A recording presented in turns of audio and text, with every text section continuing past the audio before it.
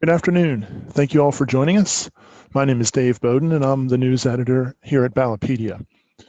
We're here to talk about Chicago's municipal elections happening on Tuesday, which is one of the many significant elections, especially at the municipal level in 2019. To help me do that, joining me here today is Aimee Latour, a staff writer on our marquee team here at Ballotpedia, who's been covering this story over the past few months. Aimee, thanks for taking the time to talk with me today.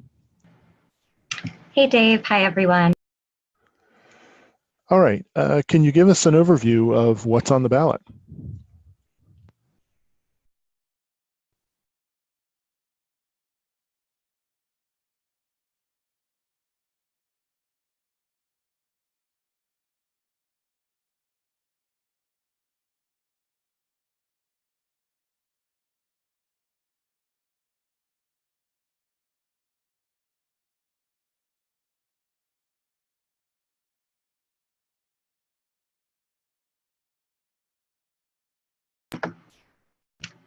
Hey, can you hear me? Hello, can anyone hear me? Yep, we can now. So sorry about that, some technical issues. Okay, so you asked me for an overview of what's on the ballot, correct? Yes. All right, so there are 3 citywide offices on the ballot for mayor, city treasurer, and city clerk. All 50 city council seats are also up for election. City council members are also called aldermen, so 50 aldermanic elections. These are all nonpartisan elections, and in order to win a race on Tuesday, a candidate needs to win more than 50% of the vote. So if no candidate reaches that threshold in a race, the top 2 vote getters will go to a runoff on April 2nd. And any race with more than 2 candidates has the potential to go to a runoff.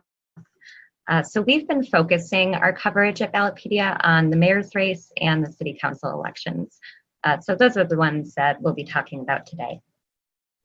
All right, thanks, Aimee. That's a great overview. So before we get into the details of this, can you tell me, if I don't live in Chicago, why should I care about these races? Sure, that's a great question. And I'll start by saying that I live in Vermont. And after following these races the past few months, I want everyone everywhere to be paying attention to them. And there are a few reasons for that. One is simply the size of the city. Whatever happens there is going to affect a lot of people. There are 2.7 million Chicago residents. That makes the city about 4 times the size of my whole state based on population. So I know Vermont's a tiny state, but that's still a significant figure to me. So kind of related to that, the broader issues that the city is facing, from crime to pension shortfalls to policing to how resources are distributed, those can be found all over the country. So I think it's both interesting and possibly valuable to be paying attention to how, the 3rd largest city in the US is debating those issues and trying to address them. That's very true. Yeah. So while some of the broader issues in the city aren't unique to it, I think the city itself is pretty unique politically. As part of our coverage, I got to do a little digging into the political history of Chicago.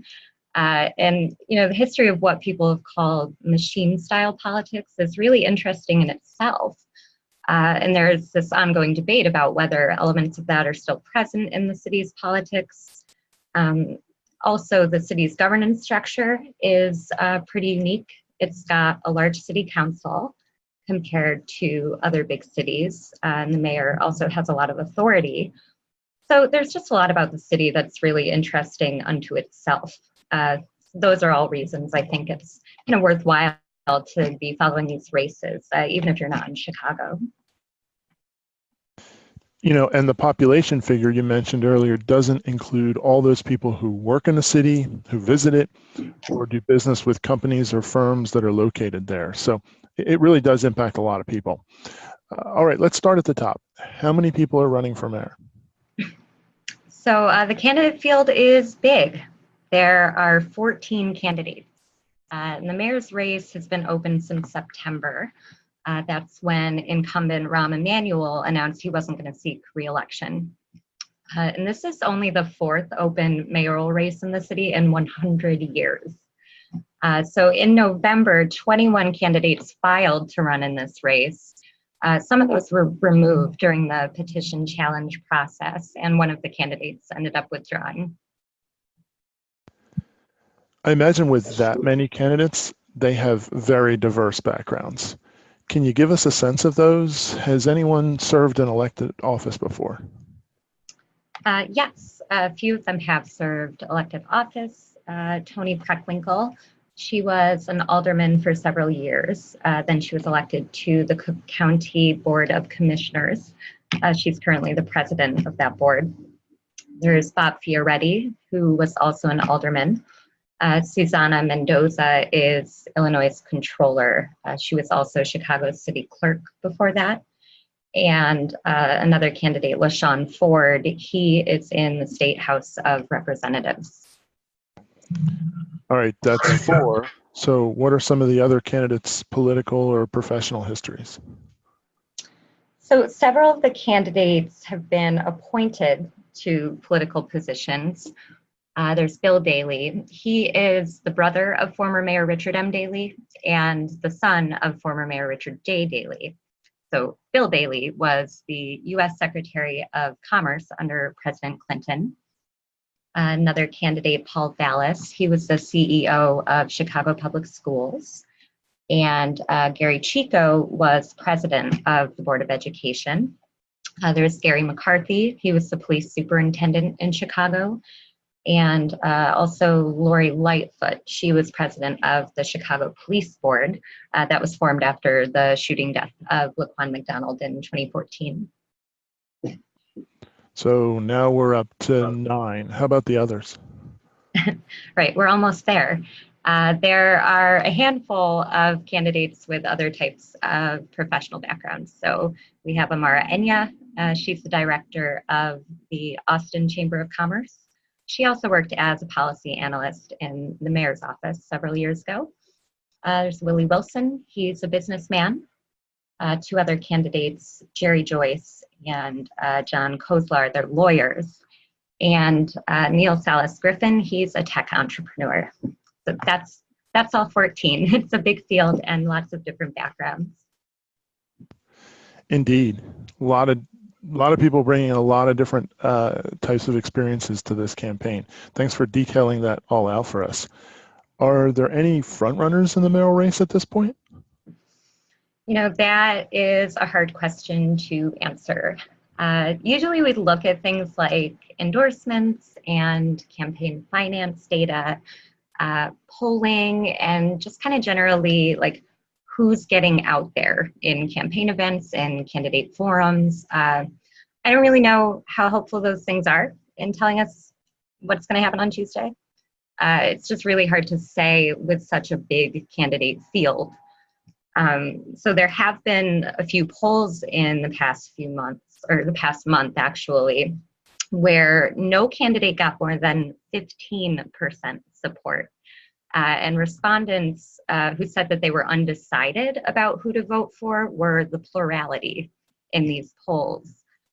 So honestly, the only thing that would surprise me would be if anyone won a majority on Tuesday in the mayor's race and there wasn't a runoff. But as far as who's in the likely runoff, I couldn't say. All right, and as you mentioned earlier, or we mentioned earlier, the runoff would take place on April 2nd. I was reading that lots of people are voting in this election by mail this year, which has obviously increased around the country as well. Could that have any impact on election night results?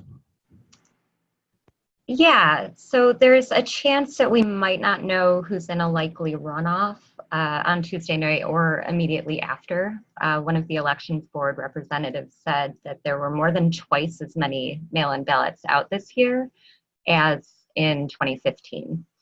So the board can keep counting those for up to 2 weeks after the election, as long as the mail-in ballots were postmarked on or before Election Day. So if the results are really close between top mayor candidates on Tuesday, we might have to wait a bit for the final results. Got it. So at Ballotpedia, I know we've been covering a bunch of issues in the mayoral race, like pensions, crime, the police consent decree, school closings, development, and also affordable housing and ethics reforms among city council members. Let's get into a few of those. Can you tell us a bit about the issue of crime in the city? Sure. So the number of murders in Chicago spiked by about 60% between 2015 and 2016. The numbers of murders have started to go back down in the last couple of years, but the city still has a high murder rate compared to other big cities. There's also a lot of violent crime just more generally, and a lot of that is concentrated in certain neighborhoods in the south and west sides. So when I went through the Chicago Police Department's violent crime statistics by ward in December, I found that half of the violent crimes reported in the past year had taken place in just 12 of the city's 50 wards. Wow, that's very interesting. So what have the mayoral candidates been saying about crime? So most of the candidates are calling for some combination of reforms related to increasing police effectiveness at preventing crime on the one hand, and also addressing the problem from other angles, like investing more in certain neighborhoods, improving schools, and advocating for more gun regulations on both state and federal levels, just to name a few. And I know that a lot of cities are looking at very similar things. You mentioned that they're also talking about investing in neighborhoods. What has been going on with the debate about development in the city? So a lot of that debate involves this program called tax increment financing. This is kind of an awful mouthful of a term, but it's an important one. And it's called TIF for short, so I'm gonna go with TIF. TIF involves using a portion of property tax revenue to fund development in certain parts of the city. So where development projects happen in the city and what types of development projects are a big focus of that debate. And in my opinion, the term development is kind of thrown around a lot and is vague. So we have this pie chart showing how the city has categorized its TIF commitments in recent years, and I found this really helpful. We do have deeper explanations for what these categories mean up on our website.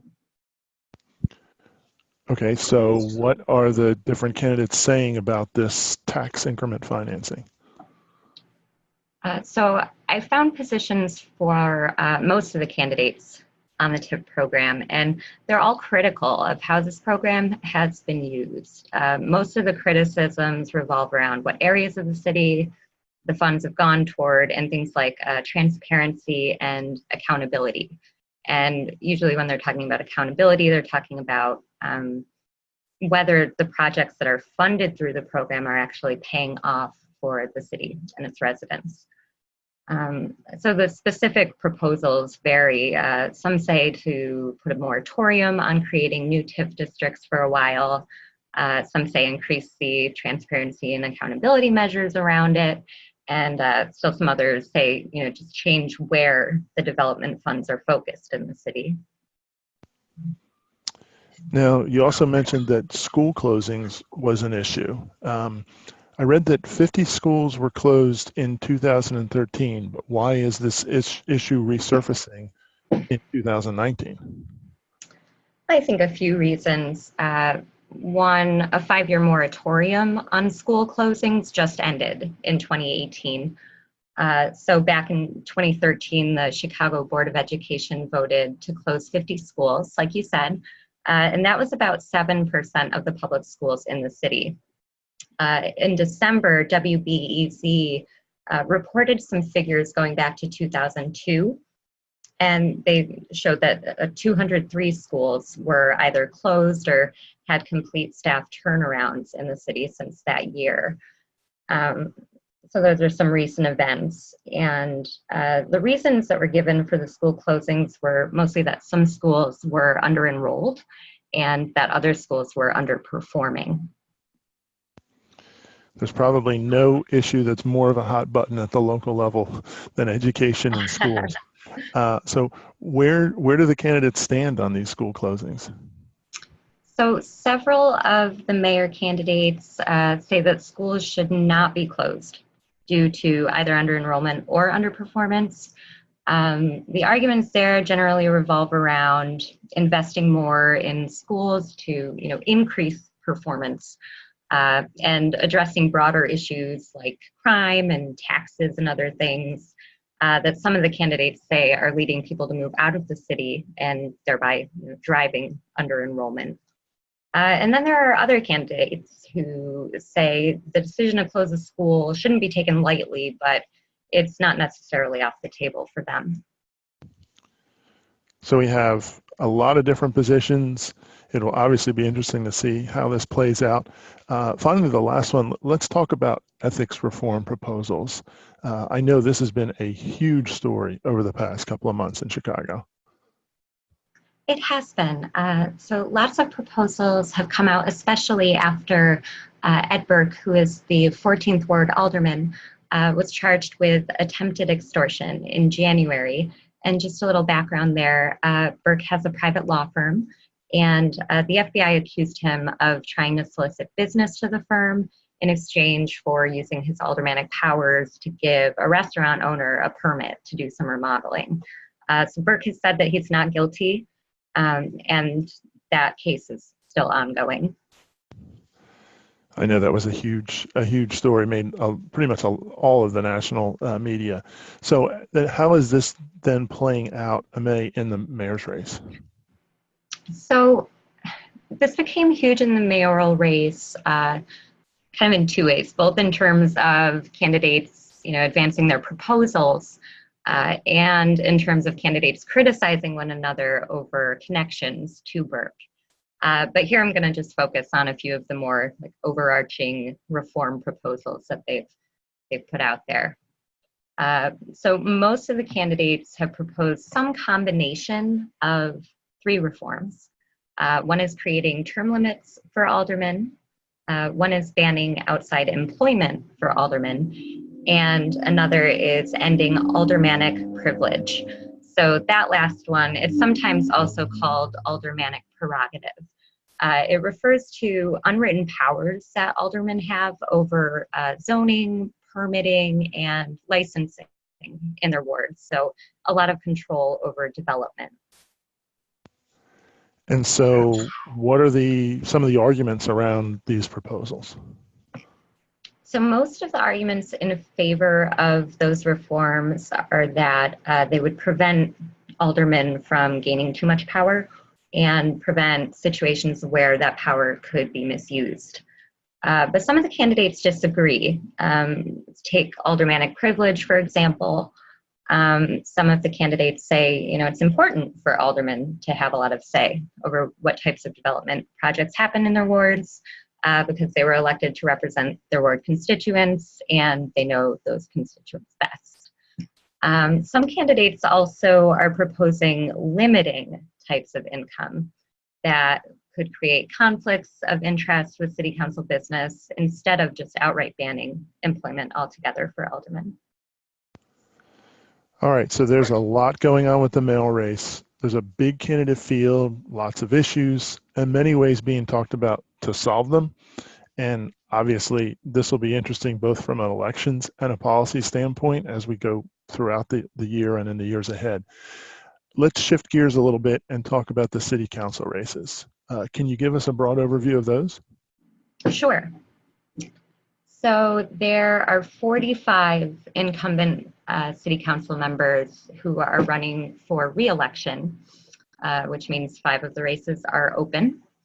And 5 of the incumbents who are running are unopposed. So a total of 212 candidates filed to run in council races. That's an average of about 4 candidates per seat. After the petition challenge process, we're left with 160 council candidates. And there's definitely some overlap with the mayor's race as far as what issues are being debated in the council races, especially with the tax increment financing program, with affordable housing, and with the council ethics reforms. Well, with all of those city council elections, I'm sure there are some which are particularly interesting or competitive. Yeah, there are several, and definitely more than we're going to fit into this call, but I will mention a few. We've been paying the most attention to council races where longtime incumbents are being challenged, and some of the interesting open races as well. So we've been following the 14th ward race. That's where Ed Burke, who I mentioned earlier, is seeking re-election. So he first joined the city council in 1969. He's the longest serving council member in the city's history. He's only faced challengers in 4 out of the 13 elections he's run in.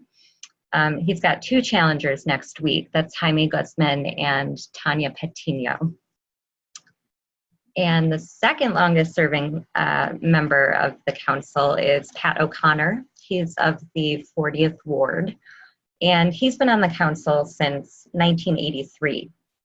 So he ran unopposed in 5 elections between 1995 and 2011. In 2015, which was the last time municipal elections were held in the city, he had 1 challenger, and this year he has 4, and that includes Diane DeLyden, who was his 2015 challenger. So just from those 2, we can see that 2 long-serving aldermen are seeing somewhat more competition for their seats this year. Can you tell us a bit about one of the open seat races? Sure. One of the interesting open races we're following is in the 25th ward. That's where Alderman Daniel Solis, who's been on the council since 1996, is retiring. It's a very diverse ward, covers a lot of different neighborhoods. And A.D. Quigg, who's a writer at the Daily Line, she called the ward the center of the battle over gentrification. So the TIF program, the tax increment financing, as well as affordable housing are big issues in this race, and there are 5 candidates running with various proposals related to those issues. Very interesting. And I know one of our participants said there are even proposals to reduce going forward the number of aldermanic races, but for now there's 50 and there's a lot to cover. So thanks for that. Yeah. Are there any other elections that are on the ballot in Chicago on Tuesday?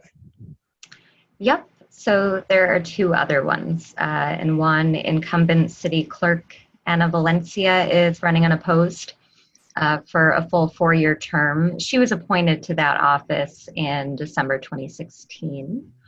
And 3 candidates are running in the open seat race for city treasurer. Well, and I am sure we could go on and on and on. I know you've been covering these elections very thoroughly, and you've brought up some really interesting information ahead of the voting on Tuesday, so thank you for that. Ballotpedia will be covering these things right up through any runoff voting, which, as we said, is a possibility on April 2nd. And if you haven't subscribed already, we strongly encourage you to subscribe to our weekly email newsletter on the Chicago elections, which is appropriately named The Deep Dish. Links to do that are on our website at Ballotpedia. And please continue to visit ballotpedia.org for updates on Chicago and all the news about politics. We invite you to keep in the know with our email newsletters, which include the Daily Brew, which comes out every weekday, and our weekly newsletter, The Tap. So May, again, thank you very much for all your information. And to the participants, thank you for watching, everyone. Thanks, Dave, and thanks everyone for being here.